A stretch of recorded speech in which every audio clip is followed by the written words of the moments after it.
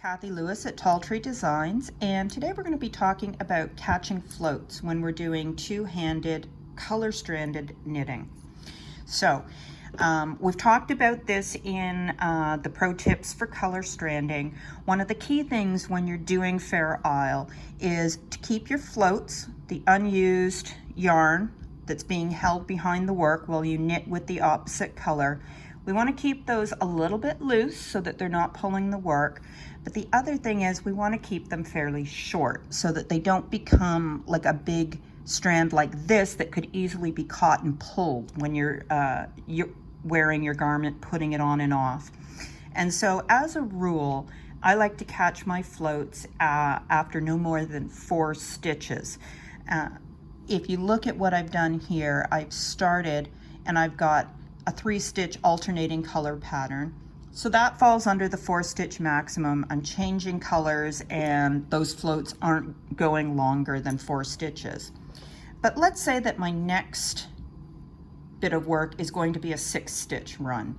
What I'm going to want to do, that's too long, it's going to be too loose and too sloppy. So I'm going to catch this contrasting yarn on my next stitch without actually knitting it so that it'll be tidy on the back and secure. And this is how you do it. Insert your right needle into the next stitch as if to knit, okay? And then with the contrasting color, wrap that across the top of your right hand needle, and then do that again. You're gonna wrap the yarn with your main color, the color that you're knitting with. And before you complete the stitch, pull that contrasting yarn back over and off the needle and finish the stitch.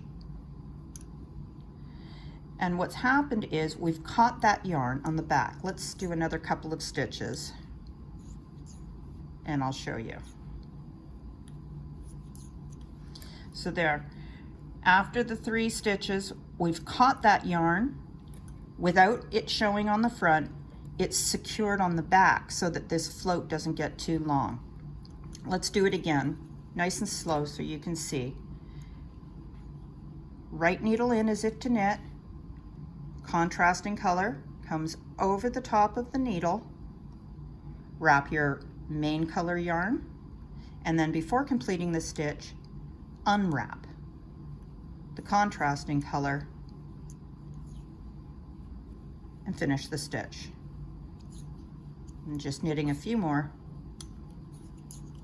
and then we can look on the back and you can see how we're catching those floats in the back and keeping it really tidy without it showing on the front of our work. And that is how you catch your floats when you have a longer run of stitches in color stranded knitting.